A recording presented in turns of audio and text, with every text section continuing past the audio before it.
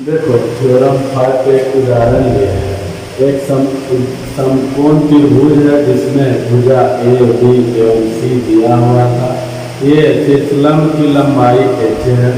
तो कहता है कि इन चारों में क्या संबंध है, इसमें कौन ऑप्शन सही है। तो इसको ऑप्शन बनाने सही पकड़ने के लिए हम देखो फॉर्मूला थ्योरम बता चुके हैं। एक बताए थे ये क्षेत्रफल फॉर्मूला कि 1/2 गुने आधार गुना ऊंचाई ऐसे, और इस तरह से देखेंगे 1/2 गुने आधार गुना ऊंचाई दोनों आपस में बराबर होता है। इसलिए क्षेत्रफल सूत्र से 1/2 गुने आधार b गुने ऊंचाई ये इक्वल टू 1/2 गुने आधार c इंटू हाइट h। अब देखो c का वैल्यू जो लेंगे वो AB/h हो जाएगा। कैसे, ध्यान दो, इसको हम लिख सकते हैं h जो है वो मल्टीप्लाई में इधर जाएगा तो डिवाइड में गुना से भाग में आ जाएगा, यानी AB का AB और भागे h c बराबर h को इधर करेंगे ये होगी। अब दूसरा समीकरण यह भी पाते हैं कि ये कर्ण स्क्वायर बराबर लंब स्क्वायर प्लस आधार स्क्वायर यही होगी। तो देखते हैं कि पूरे फॉर्मूला में कहीं पर c नहीं है। c नहीं है यानी इस c को हटाना है। इस c को हटाने के लिए c बराबर AB/h का मान हम देख रहे हैं फर्स्ट सेकंड, यानी फर्स्ट का मान सेकंड में रख देंगे। तो फर्स्ट का मान सेकंड में रखने पर हम देखते हैं यानी c का मान AB/h रख दिए, इस पर स्क्वायर है इसलिए लिखते हैं फर्स्ट का मान सेकंड में रखने पर AB/h के whole square is equal to a square plus b square. अब देखो इस पर स्क्वायर है तो ऊपर में स्क्वायर हो गया a square b square, a square b square upon h square. अब यहाँ पे हम क्या देखेंगे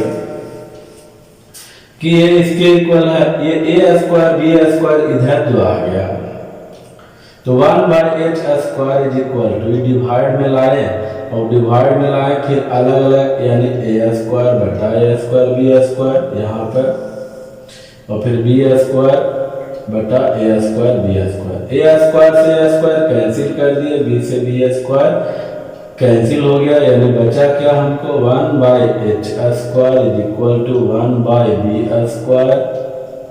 और इधर देखो सिर्फ a स्क्वायर बचा, नीचे ऊपर में कुछ नहीं है यानी 1/a स्क्वायर। तो इस तरह से बचा, इस तरह से देखते हैं तो यही रिलेशन हो जा रहा है। तो ये बड़ा इम्पोर्टेंट है क्योंकि 2001 में भी आ चुका था, 6 में भी, 7 में भी आ चुका है, फिर कभी आगे आ सकता है। ठीक है, आगे अब हम लोग देखेंगे इसको मिटाने के बाद छठा थ्योरम।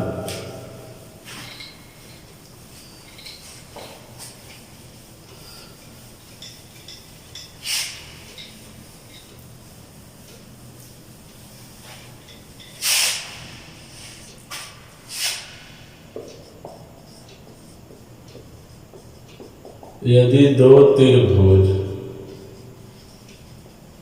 समान कोणिक हो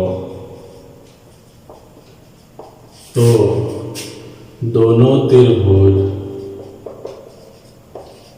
ए से समरूप कहलाता है। या दो त्रिभुज समरूप है तो उनके संगत कोणों का मान आपस में बराबर होगा, किसी भी तरह से बोल सकते हो।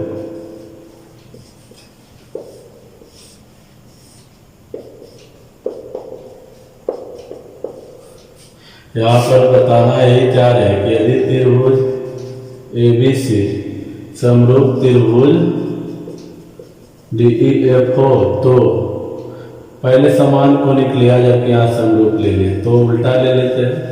कोण A बराबर कोण D, कोण B बराबर कोण E एवं कोण C बराबर कोण F। अर्थात ए से समरूपता।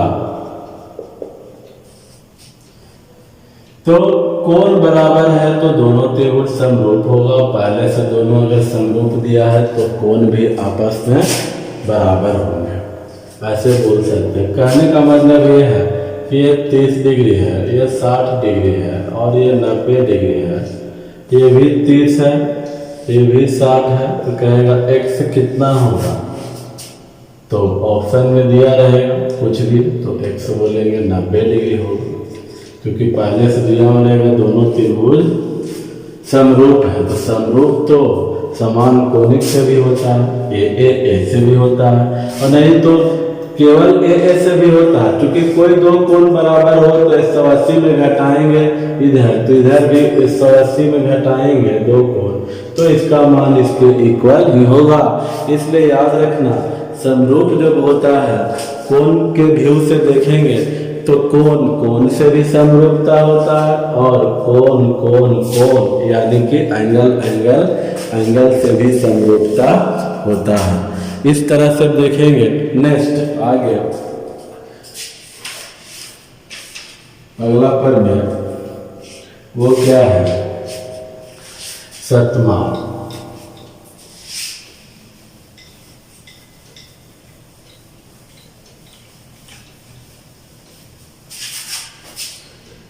सतमा थोड़ा सा लंबा है,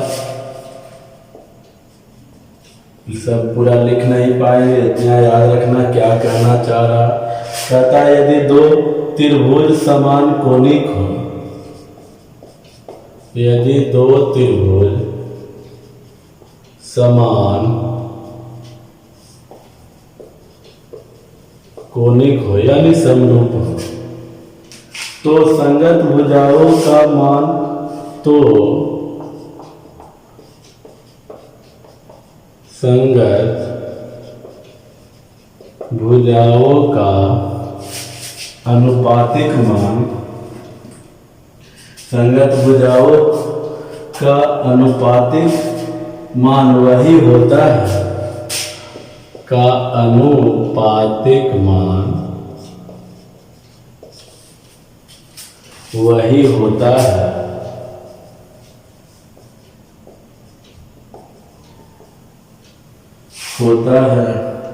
जो कि पहला है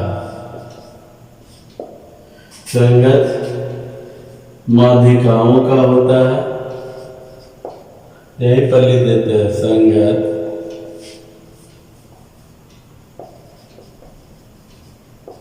माध्यिकाओं का होता है। दूसरा होता है कोणों के समद्विभाजकों का होता है,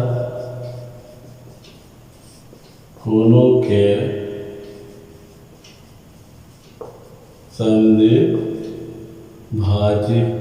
समद्विभाजकों का होता है। और तीसरा शीर्ष लंबों का होता है।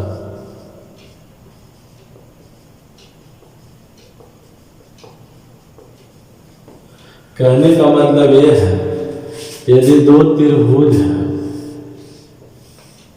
ABC, बहुत आसान, देखने में लग रहा है कि कैसा तो होगा डर जैसा, लेकिन जितने ही बड़ा होता है उतना ही इजी होता है। कहता है यदि समान कोणिक हो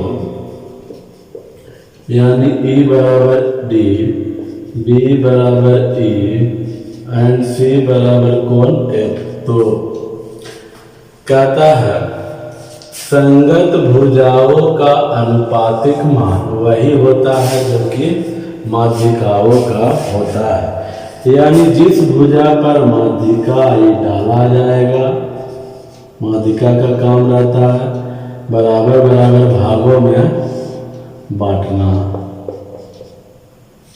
तो ये संगत भुजा पर डाला जाएगा। तो याद रखना कि ये इसका अनुपात जो होगा BC बटा EF वो बराबर होगा AM बटा DN में, यानी कि पहला यही कह रहा था जब ये माध्यिका रहता। दूसरा हम बताना चाह रहे हैं, अच्छा ये चीज और ध्यान देना, इस रूप में तो ध्यान देना है, ऐसे नहीं याद रखोगे तो याद रखना इतना बटा इतना बराबर इतना बटा इतना, ऐसे नहीं याद रहेगा तो इतना बटा इतना is equal to this by this. यानी कि देखो AM को डिवाइड कर दे किससे, BC से, तो ऐसे भी लिख सकते हैं, ये वाला इधर अगर चल आए BC तो AM बटा BC इज इक्वल टू, इसको ऊपर जाना पड़ेगा, F बटा DN। तो जिस जैसे इच्छा लगेगा वैसे याद रखना। मन होगा this by this is equal to this by this, मन होगा this by this is equal to this by this. ये दोनों में कोई याद रखना, ये माध्यिका बतला रहा है। ठीक उसी तरह से जब कोण के समद्विभाजक यानी ये इज इक्वल टू ये हो जाए और ये इज इक्वल टू ये हो जाए, कोण के समद्विभाजक ऐसे इंडिकेट कर रहे हैं, तो भी सेम फॉर्मूला में कोई बदलाव नहीं होगा। और तीसरा में यानी ये दूसरा था, ये दूसरा, और तीसरा में यहाँ पर लिख दे रहे हैं लंब अगर होगा यानी AM लंब BC, ठीक है, दोनों पर लंब होगा। एक बार ये माध्यिका बन जाता, एक बार कोण के समद्विभाजक रेखा बन जाता और एक बार यही इस पर लंब हो जाता है। तो कहने का मतलब कुछ भी ये तीनों में से होगा, यहाँ पर भी कोण के समद्विभाजक रहने पर भी यही फॉर्मूला BC बटा EF बराबर AM बटा DN, और यहाँ पर भी वही फॉर्मूला तीनों के केस में कोई बदलाव नहीं होता है। कहने का मतलब ये है कि अगर इतना नहीं याद रखे तो यहाँ पर हम तीनों को एक साथ लिख देते हैं इस तरह से। देखो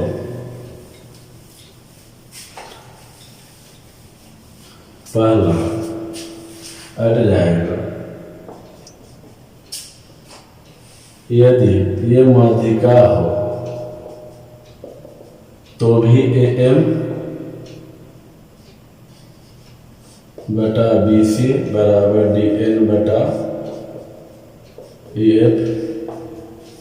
दूसरा ये कोण के बाइसेक्टर हो तो भी यही होगा,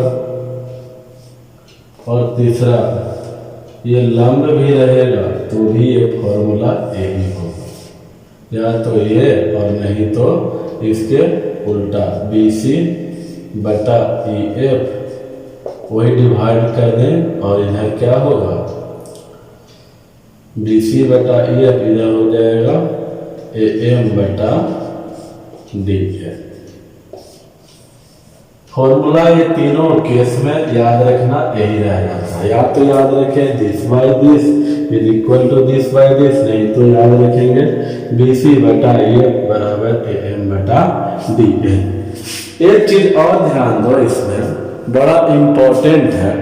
क्या इम्पोर्टेंट है, अभी हमने A से अगर सामने वाली भुजा BC पर ये माध्यिका या कोण के समद्विभाजक या लंब खींचे, यही काम अगर यहाँ पर से ऐसे खींचते हैं, मान ले माध्यिका A बराबर ये हो जाता है, ये P हो जाता है, यहाँ पर से खींचते हैं ये Q हो जाता, तो फिर वही चलता। फिर इसके हिसाब से देखते कि BP अपॉन AC बराबर इधर भी EQ अपॉन DF। तो इसलिए याद रखना ये इधर से ही नहीं बल्कि इधर से भी ऐसे ऐसे हो सकता था, यानी चित्र को हमेशा बदलते रहेगा, उसके हिसाब से फॉर्मूला भी लिखते रहना होगा। इधर हम दे दे मान लिया S और T, तो फिर इसके अनुसार लिखना होता कि CS/AB, तो इधर भी FT/DE। अब इसके हिसाब से भी ये तीनों चीज होना चाहिए।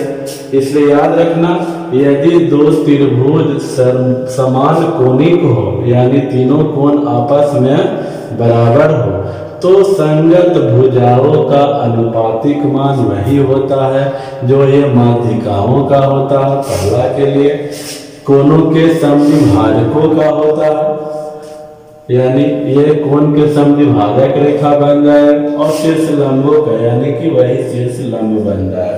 यानी तीनों में कोई एक भी रहेगा तो फॉर्मूला यही होगा। बहुत आसान सवाल है इस पर, इतना आसान सवाल कि मत कहो।